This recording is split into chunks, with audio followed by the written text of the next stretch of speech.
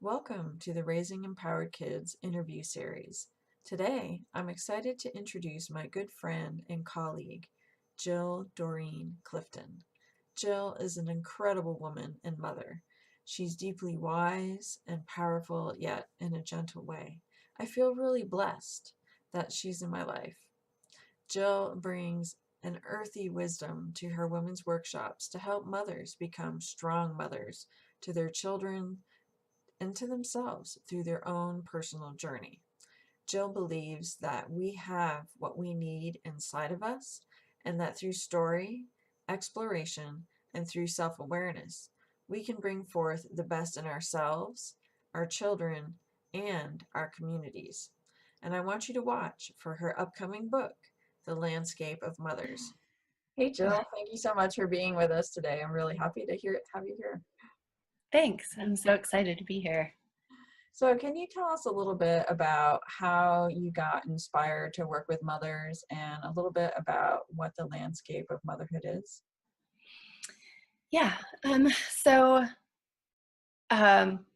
motherhood for me was, I had a rough journey of it. And at some point I realized that actually in the most basic sense of the word, motherhood as like a caring for the people around you, that I had been mothering all my life. So I mothered when my parents' divorce happened when I was really young. I placed a baby for adoption when I was 18, and that was my first act of real of tangible mothering. And then when I went on and had my own kids later, I ended up with postpartum depression and had to kind of raise myself through all the wounds and do a lot of healing. And so I felt like I'd come at motherhood in like every possible way. Uh, Surprise pregnancies, in vitro fertilization, just literally it felt like this lifetime had been full of every kind of um, mother related journey. And so when I had an opportunity about 3 years ago to tell a public story, I worked with a group of, I think there were eight to 10 of us, and we worked together to really mine a story and condense this life story about what it was to be a woman. And I chose my journey with motherhood. We had to condense it down to 7 minutes. And so I got to really, really think in depth about, what does it mean to be a mother? Am I a good mother? Is there such thing as a good mother? What does that even mean?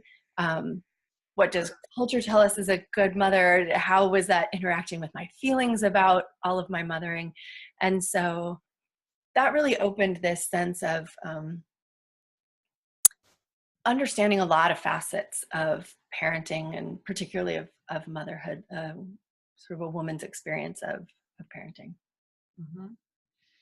And so it's really kind of been like a personal journey for you in many ways. I know the way that your work has evolved and that sort of thing. So, can you talk a little bit about your thoughts about mothering as a personal journey or sacred journey? Yeah. Um, I think for me, I, uh, there's so much to say. I think that basically what it came down to was, early on anyway, that distinction between good mother and bad mother. I had this idea that you were one or the other. I feel like culture kind of presents these two things, like in media or something. You get this really narrow vision of what it is to be a parent, and what it what you're reflecting about being a parent.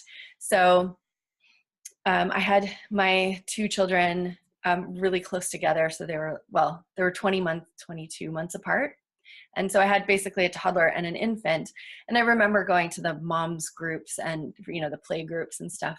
And I felt like I was always the only one who had like baby barf on me, and like my bag was a mess, and I looked at these women and they had makeup on and they were dressed and everything. I was like, okay, I haven't taken a shower in like 2 days. And I struggled so hard. And when I looked at it in my mind, I had this image that I either had to be a good mother or a bad mother. And in all of my dishevelment and struggle, I felt like I had to be the bad mother. I didn't look like a good mother. Hmm. Um, And so that was the beginning of my like introspective journey. It's like, but I actually knew other things. Like I knew how much I was dedicated to my children. I knew that I was doing research, that I was, that I knew a lot about their developmental path and all that stuff. And so I knew that in some respects I was a good mother, and I just had to reconcile these things. And it brought up all the things that then I just had to reckon with over and over and over and over. Hmm.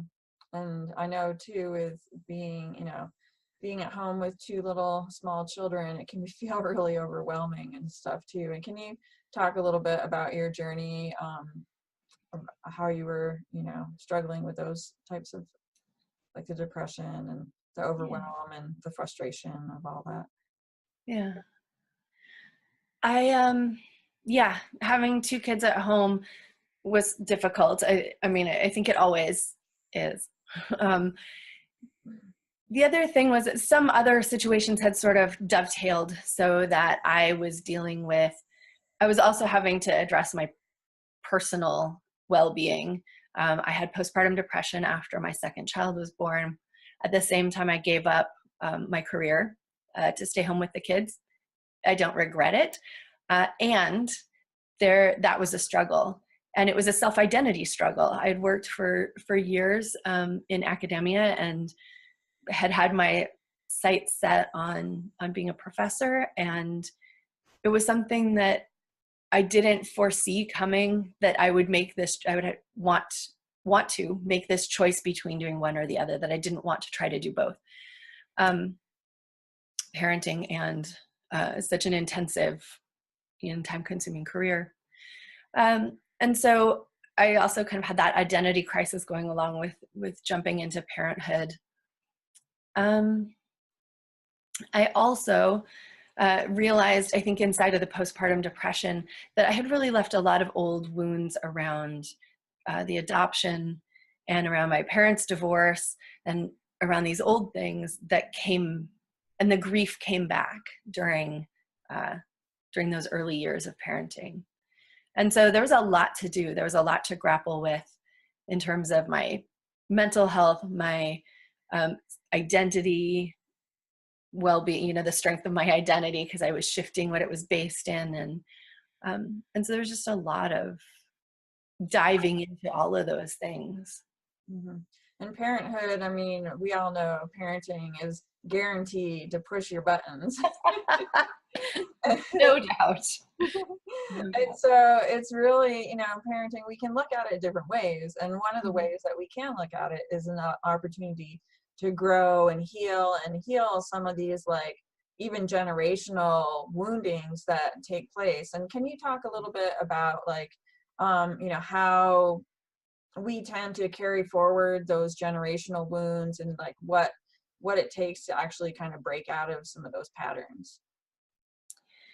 Yeah, so we're kind of weaving through several different aspects. So we talked a little bit about the personal, that motherhood can be this personal journey um, of introspection, of saying like, who am I as a parent? We also sort of alluded to like parenting as a spiritual journey, this ability to say like, who am I in the world, and how is this part of my self-care path, and how is it reflecting my beliefs and my whatever, which kind of takes us sort of in this direction, like away from center a little bit. So there's like a personal, there's this kind of spiritual journey of like how to be in the world. What do I want to say about that? Can you ask me again?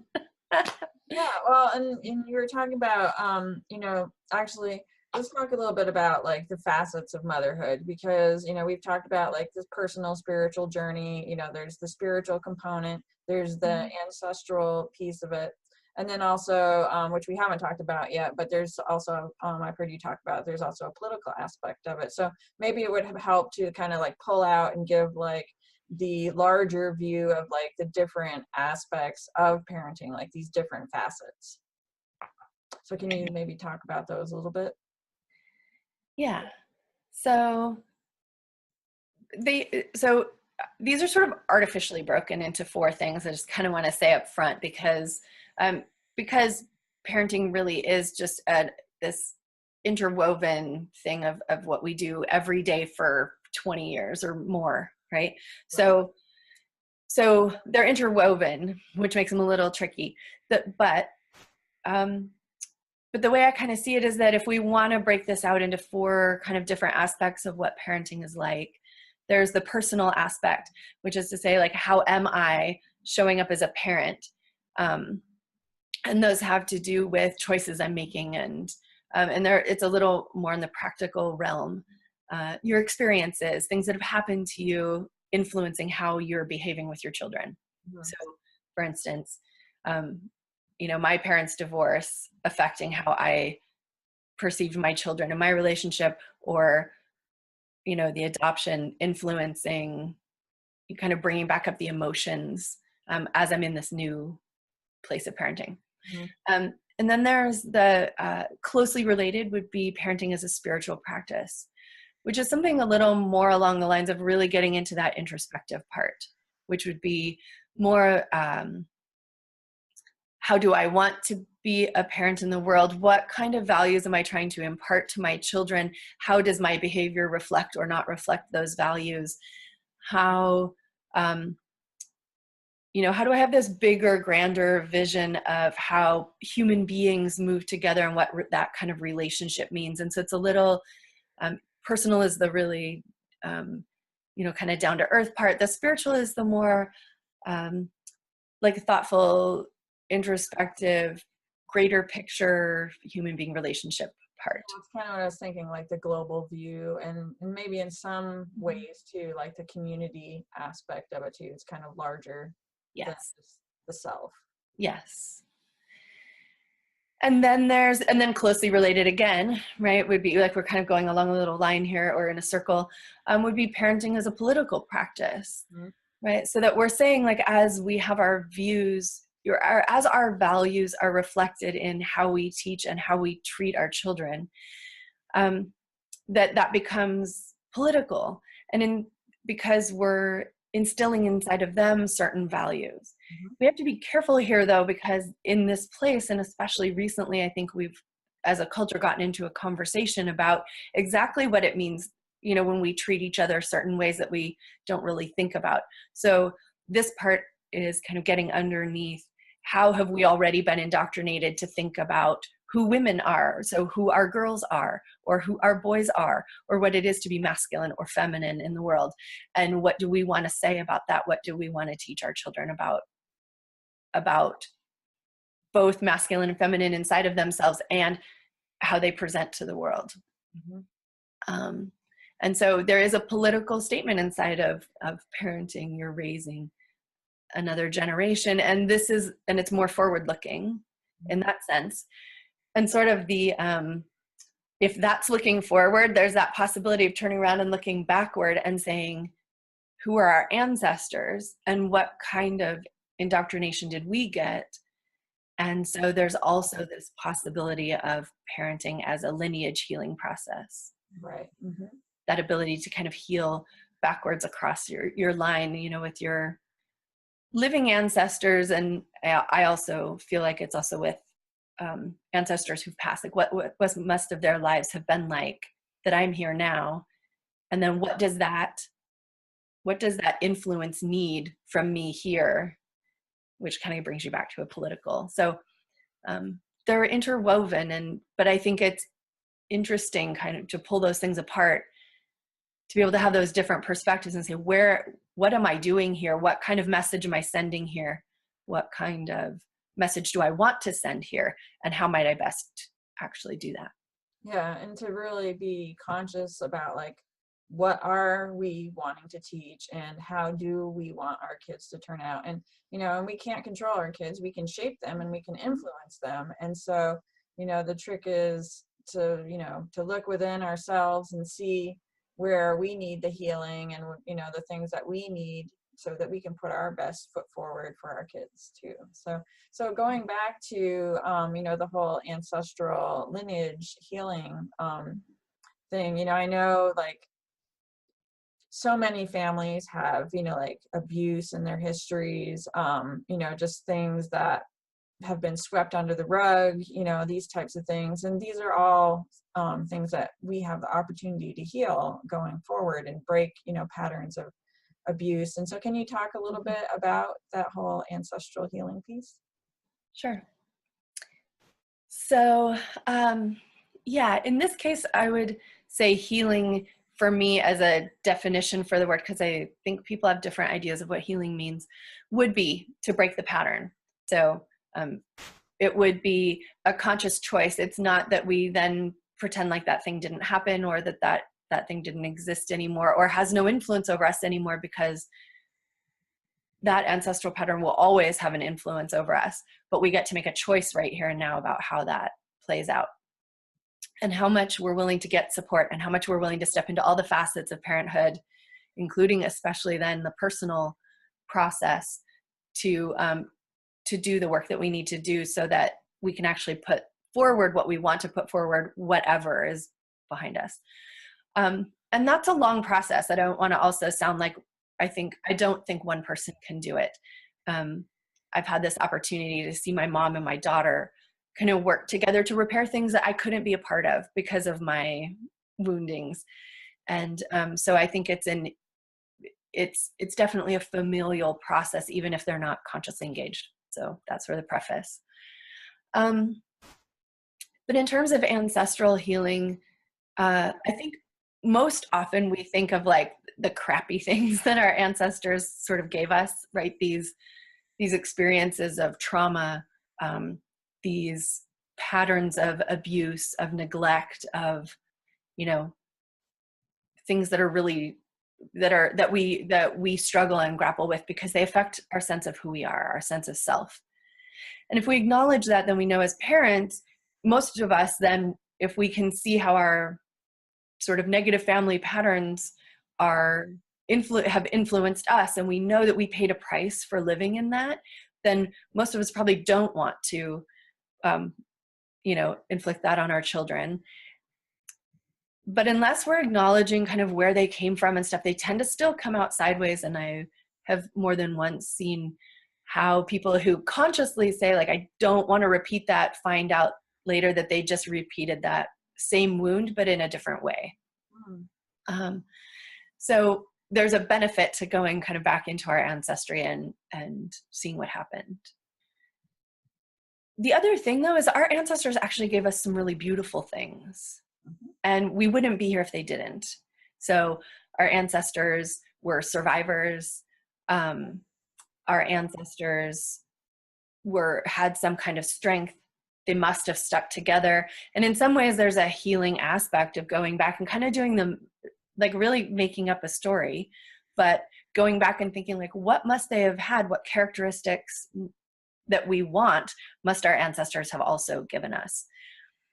Then we become more whole in ourselves, and then we get a chance to start both understanding and creating some openness in sort of that idea of an ancestral line, and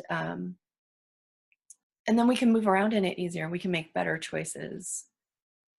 So. Cool. Yeah. And so when you're working with your clients and stuff, do you have like particular tools that you use to help people when looking at or addressing ancestral baggage or wounding? Yeah. So, well, that's one of them. So, and, that idea of doing, going through sort of a worksheet of what do I know about my ancestors? Because a lot of us don't know a lot anymore about our ancestors. We've moved and a lot of people don't talk about things that happened, certain people with certain ancestry, like people don't like to talk about war and stuff like that. And people don't like to talk about the traumas get handed forward, but we often don't know where they came from or how they were initiated, really. Which is totally understandable.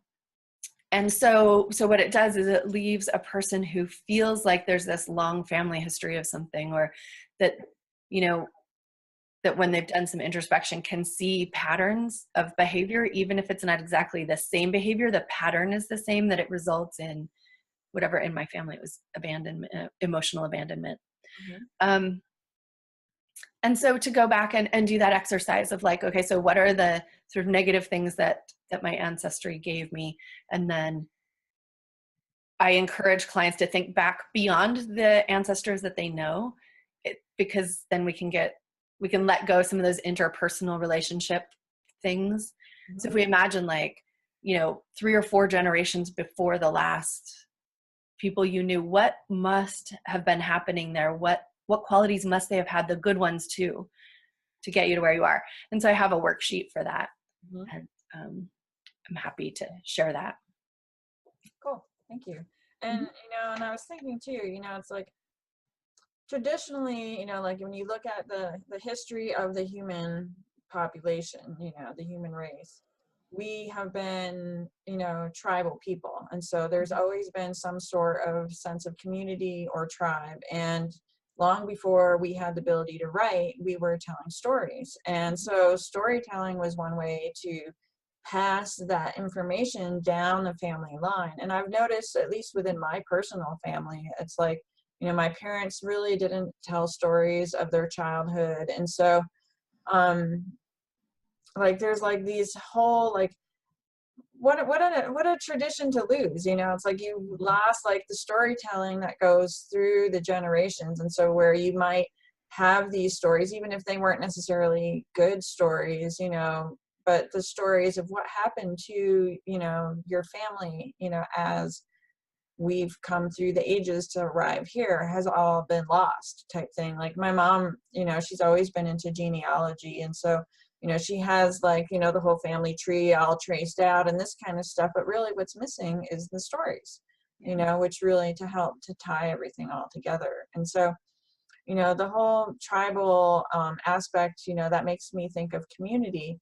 And we all know, we've all heard that it takes a village to raise a child, to raise children. And it really feels like these days that our village is broken.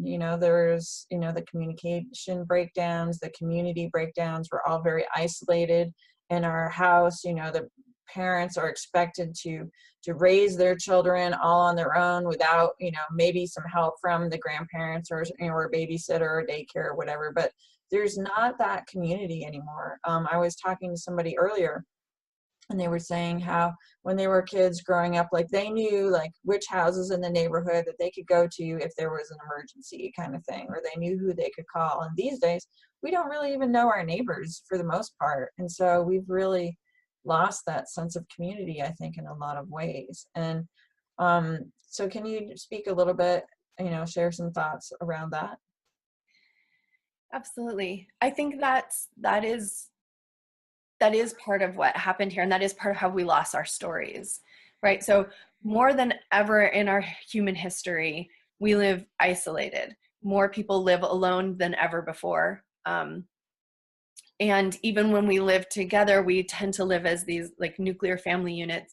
And the mobility of being able to move across country, so lots of people live very far away from family, and that hinders that ability to tell the stories, right? So it's been another breakdown um, in that ancestral lineage. So sometimes we have to go guess, that guessing is kind of our only option.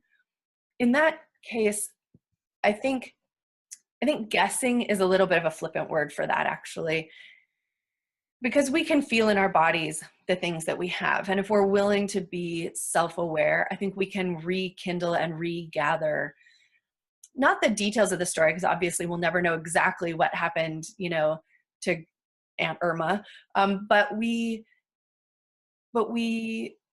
can find in our bodies that our sense of experience, or our sense of like recognizing behaviors in ourselves that feel strange, like they're almost not our own. It's like, wow, where did that come from? I don't think of myself that way. And these are probably things that um, need some looking. They're either coming from something that's more the personal process, that coming from an unprocessed inner thing, like my postpartum depression was coming from that inner not grieving fully the adoption, or it can be ancestral. And either way, there are ways to work with that to give it what it needs and to address it. And the thing I think is happening sort of relative to that village thing in that community is that in our isolation, it's relatively easy to not do that kind of work, right? Because if we don't know our neighbors because, oh, that neighbor's so mean or she's so grumpy or whatever, like we isolate ourselves from the people who actually give us that opportunity to be introspective. They give us that opportunity to build community. They give us that opportunity. If we only surround ourselves with people who think exactly like we do, then we don't tend to find our, the places that we need to do our work. And between the internet and being isolated in our own homes, it's really compromised that community. And the thing is, when we're trying to impart to our children what it is to be in the world, this is a huge disservice, right? That they don't have stories. They don't have interactions with people unlike themselves. They don't have difficult interactions with people where they have to figure out like, okay, so how do I get my neighbor to stop whatever, cutting down the trees along the road or whatever. Yeah, how to have that communication, Right. when there's a situation where there's like a challenge or, disagreement, differing view, that type of thing, so, Mhm. just not having the Right. the interaction. And one of the things too, being a child is, we as adults provide that safe space for them to have these kinds of experiences in a safe place, where, if you don't have those experiences and you go out into the world, like say, you need to learn how to get along with your siblings and you don't really master that skill. And then you go into the workplace and now you're butting heads with your coworkers and your boss and this kind of stuff. And then you cycle through jobs rapidly as a result, kind of thing. And so yeah, I mean, I really see the value of having like that safe container within the family unit where, they can go out into that community. And there's another thing about community too, is like there's that sense of belonging. Like the children have their place, the elders have their place, and everybody's, like the elders can give their wisdom, the children have the safe space to go and explore their world in a safe place, safe space type thing. And so yeah, so the whole breakdown of the community, I think, is it's kind of unfortunate. It is. Yeah. And I think what I hear in what you just said too is that I think, or what I wanted to address in what you just said was that my experience of being a parent is the fear that that I don't share the values with the people in my community. I mean, first of all, I have no way to know because, like most of the rest of us, I know a few of my neighbors. I do not know all of my neighbors. So I'm pretty isolated too. To some degree, we all are. And I know that one of those early fears, or fears based on my personal experiences as a kid, were more around how much danger is in the world. And it took me a while, and in doing my personal process and kind of integrating that with a spiritual sense, was kind of figuring out what I really wanted to cultivate at home. And I realized that as a parent, I wanted to cultivate more resilience and less control.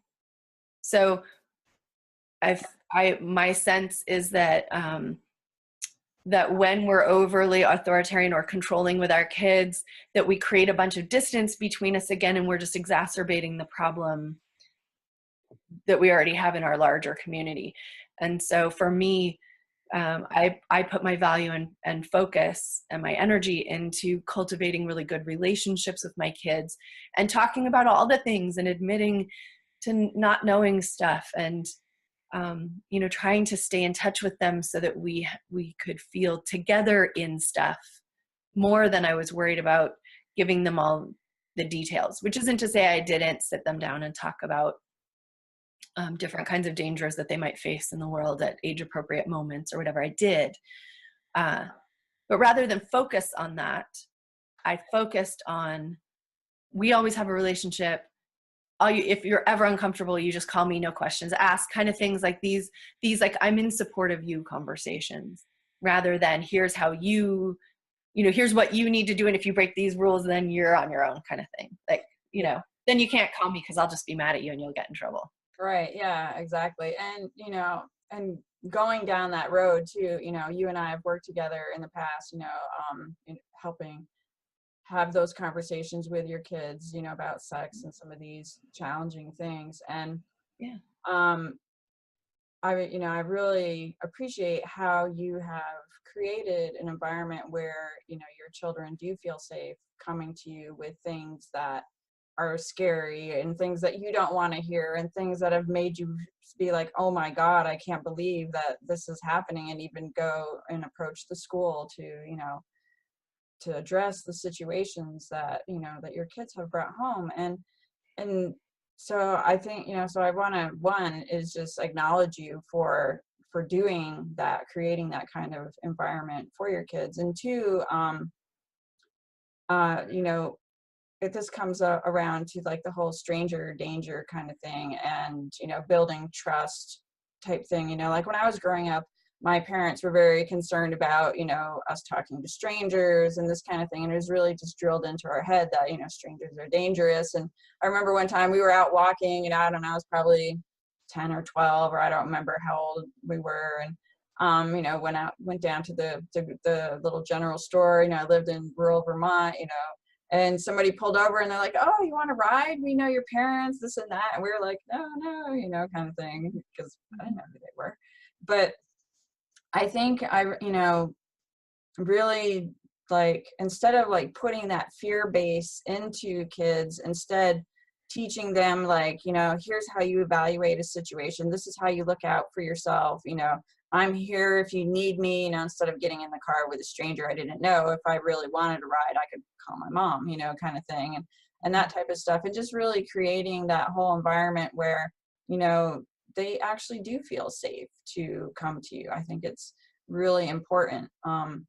And something else that I've been thinking about too, as we're talking, is, which you haven't come out and said, but there's like that whole, like, questioning beliefs, like that self-examination, and just really like looking at the beliefs and like thinking about the things that we've been handed down, from our parents. Like, my parents were teaching me that strangers were dangerous and I should be afraid, and this kind of stuff. And, all that kind of stuff, especially when you're really little, has an impact on who you turn into, like, as an adult. And so, questioning those beliefs, like, are all strangers dangerous? No, most people are really nice, and they're good people. But yes, there are some bad apples out there, and teaching kids to like tune into their intuition and that gut feeling can really go a long ways to help protect them from those types of situations. And I think that having, teaching kids that discernment, and, letting them know that, yeah, there are people out there that you have to be careful of, but at the same time, there's a lot of really amazing, great people out there too. And, these are the things you need to do to keep yourself safe, and, et cetera, et cetera. Right. Do you have thoughts? Yeah, well, a whole bunch. The truth is that statistics tell us that abuse is most likely to happen with someone who knows you as a child. So stranger danger, even my pediatrician even brought that up at some point, and I was like, I am not telling them that, like, because just what you said, most of the world is made out of really amazing people. Travel, one of my things that I love to do is I love to travel. I want my kids to feel safe in the world, because we're lucky enough to live in a country in which we really, especially as women go, we're safer here than a lot of places. And, I think it's important to feel safe. If we walk around not feeling safe 24/7, then we're just going to be in high anxiety, and we're going to create all kinds of other troubles. So it's important that when you're safe, you're able to notice that you're safe and to relax into that. So I talked to my kids a lot more about how they feel inside, how someone else makes them feel. Like someone might hug you and that's great and it's awesome. And someone might hug you and you might kind of go like this. And so like notice that, because a hug is fine, but it depends, it's context and person dependent. And so being that discernment is not that hugs are fine. It's like, how does it make you feel inside when this or this? And you're like, so, and then, like, do I need to get out of here? This is weird. And letting this is weird be enough is another piece of that resilience. All these things for me came from that introspection, like you said, that I had been through abuse when I was a child, and I had been through a lot, and the anxiety of letting my kids out in the world was really taking its toll. I think it was also part of the postpartum depression. And so being able to recognize my own experience, let my kids have their experience, and then to figure out what was the core thing I needed to tell them in order to keep them safe while I also let them go out in the world. Some of that was really healing for my own inner child, given that I never had an adult step into any of the situations. I had dealt with everything on my own because I got taught it was all my job to figure out. So there was that sense of being alone in my stuff, and then knowing that there were two things about that. One is letting my kids go out and have their own experience in the world meant that I had to, at some level, end up feeling okay with the vulnerability of sending my kids out into the world to be the people that they're here to be. On the other hand, it was also doing a lot of my own personal healing of the wounds that I had that made me so nervous for them. And it was sort of like in parenting, I was able to use those situations to both parent my children and to parent like my inner child into a place where the history is still the history and it still happened, but I could come from a different place or a stronger place or a more integrated place in order to parent my children. Mm-hmm. And I know too, with some people who've had, like a lot of abuse or had traumatic events in their lives, there can be a lot of trauma that comes along with that. And like we said in the beginning, parenting isn't going to push your buttons. It just happens. And so what would you say to parents who are having their buttons pushed, like that whole like trauma piece, and, maybe they might be struggling to kind of keep things at a even keel or whatever, type thing. What would you have for people in that situation?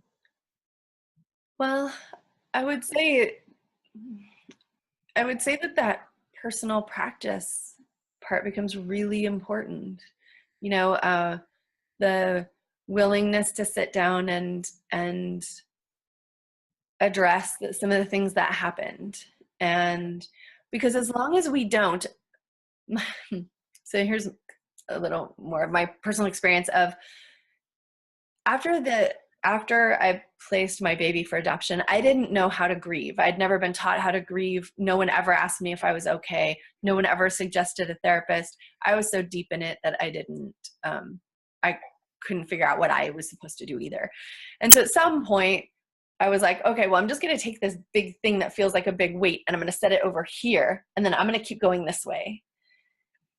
And I feel like that was the box that got opened again when I had my own kids. It was like, well, you can't parent without taking care of this thing, without addressing how you didn't feel like a good parent, how people told you you wouldn't be a good parent, how they told you that you and this baby wouldn't survive or whatever. And so the messages that I got stayed there because I didn't update them. I didn't grapple with them. I didn't deal with them. So I think some of it is being willing to go back and say, I have this thing and I need to open it and I need to deal with it and grow some of that stuff up so that I can move forward.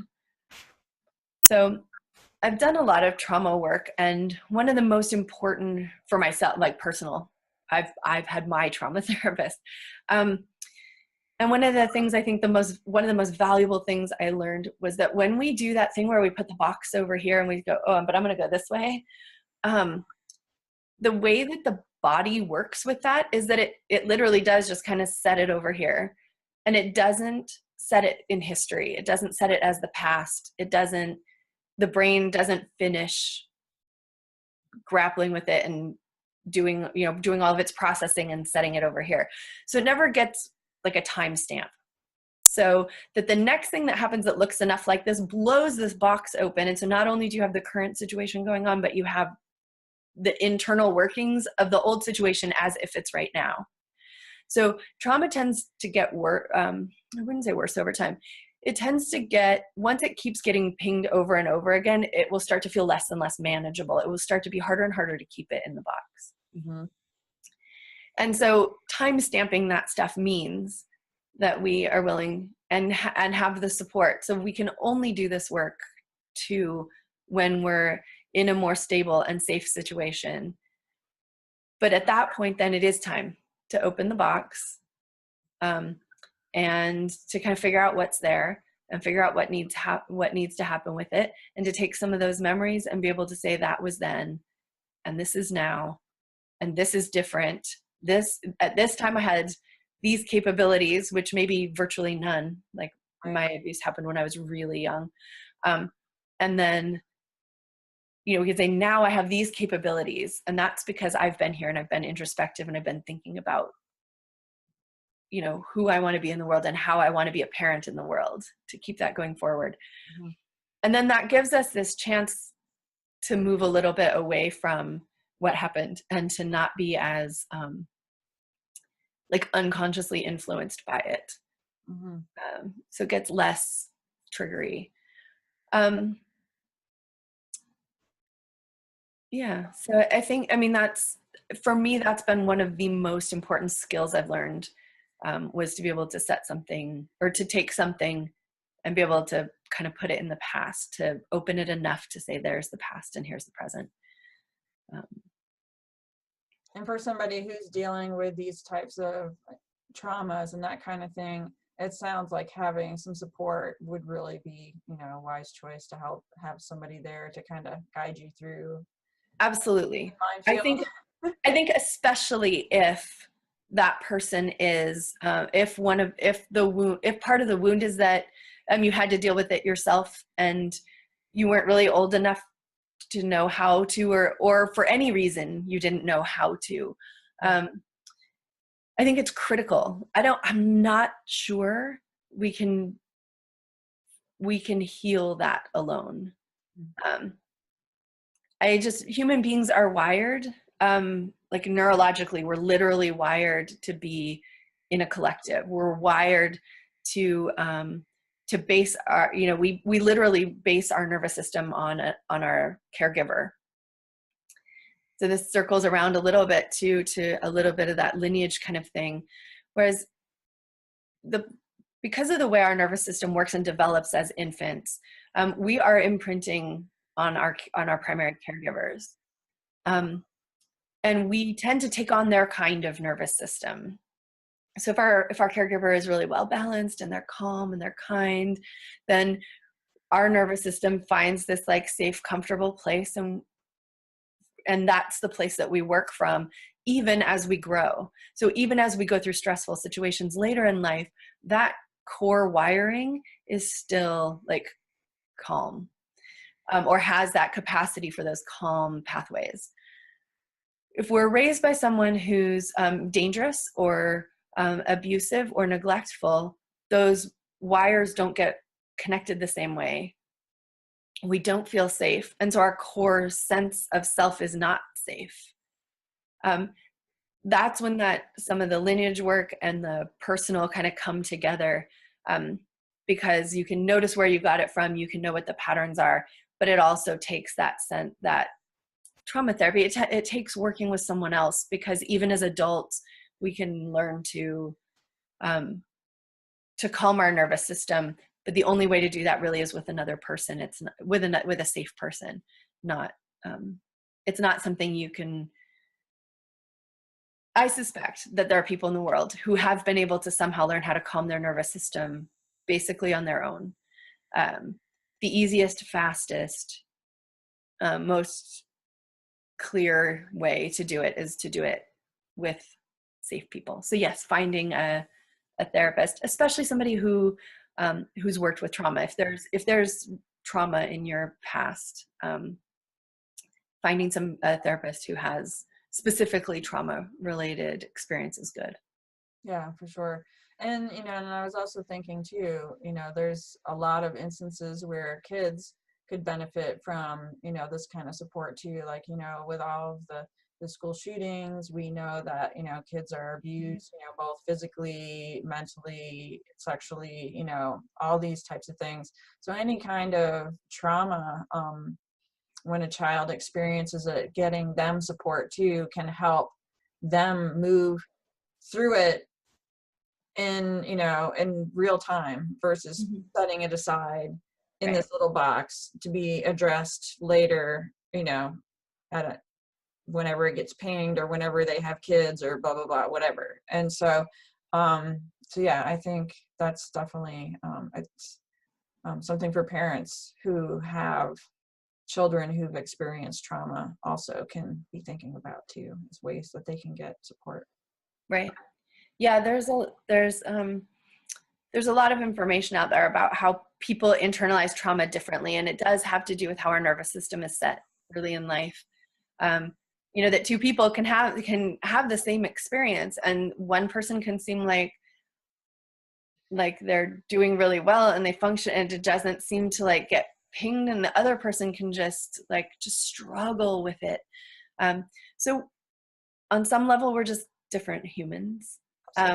And having that ability to just say, like, we have a wide range of how we experience things. So it's not only that we have an experience, but we experience that thing in a particular way. And a lot of that is our environment. So we're again back to the place where in some respects that village is broken in terms of raising our children. So our environment matters. There's levels of our environment. That is to say, we have a family, we have a school, we have a community, we have whatever levels, church, whatever. We have these levels of different circles, and bigger. They're increasing in size, and that all those hold different perspectives or different energies that contribute to how we see the world and how we filter our experiences.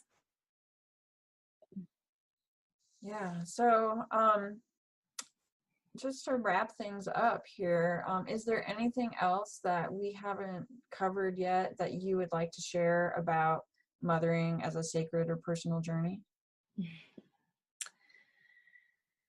Hmm.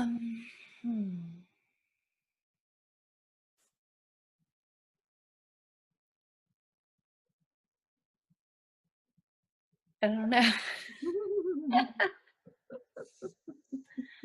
um, for me, mothering has truly been a sacred journey. It's been a sacred personal journey. I've learned so much about myself. I've grown deep relationships, and I've healed a lot, or healed a lot of my addressed a lot of my early wounding.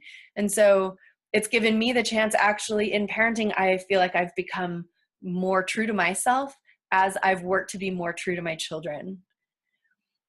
In some respects, I think that having kids is this beautiful opportunity to do that kind of thing. That you have these little people in the world that you certainly have wishes and desires and hopes for, and giving them all of the resources they need can really be a journey of personal and spiritual healing and identity for ourselves, if we can, if we choose it that way. I have started understanding, especially as my girls have gotten older, now that they're teenagers, about parenting as being this political act, that my actions in parenting kind of solidified my values. They made it very clear what was here, what I was interested in, what I most was willing to fight for, um, and for the future of the world, because that's the kind of way that you think when you're putting these kids out in the world. And so there's been an opportunity to kind of move in that direction. And the ancestral healing part has been, and lineage work has come in sort of to fill that all in and give it kind of its new, it rotates the wheel or something. Like, you can do all the parts, and then that ancestral thing to say, like, wow, there's a whole line of us that have this experience, and that kind of rotates the wheel and puts another perspective on it. And so it's been a deeply nourishing uh, thing for me to have children. And, yeah, I definitely see it as a sacred process. Cool. Well, your girls are very lucky to have you as their mother. So I'm really happy that you spent some time with us today, and I believe you have a free gift for our viewers. I do. So the ancestral, that ancestral look of, not only looking at the wounds, but the positives, the gifts that we've gotten from our ancestors, is a worksheet, and you can get it on my website. And we'll post a link to your website to make it easy for everybody to get there. Great. That's awesome. And yeah, so you can get that there if you want to start thinking or playing with that at all. Yeah, and there will be an opportunity there for other information if this sounded interesting and like a place that you could work from in your own parenting. So. Yeah, and I know, sneak peek, Jill's working on a book all about the landscapes of mothers. So Yeah, there's going to be lots of stuff on that coming out soon too. Yeah, cool. Well, thank you so much, Jill. I really appreciate you spending time with us today. It's been really great to have this conversation with you. Thanks a lot. It was an honor to be here. So grateful. Yeah, and coming up tomorrow, we have some really great interviews coming up. It's all about financial abundance and just abundance in general. We're going to be talking to Christian Michelson about raising abundant kids, and then also Catherine Dean, and it's all about financial empowerment for children. So I'm really excited to bring those interviews to you tomorrow. They're fantastic. And if you haven't had a chance to catch all the interviews, if you missed some of the earlier ones, or you don't have time to listen to all the great interviews that are coming up, because next week we have a really amazing lineup coming for you, and we're going to be talking about sex, relationships, healthy relationships, some of my favorite topics, menstrual cycle, all that great stuff. So I'm really looking forward to next week. And if you have interest in acquiring the recordings, you can go to the upgrade page and you can purchase the recordings plus all of the bonuses from our amazing speakers. And we will see you tomorrow. Thank you, everybody. Bye-bye.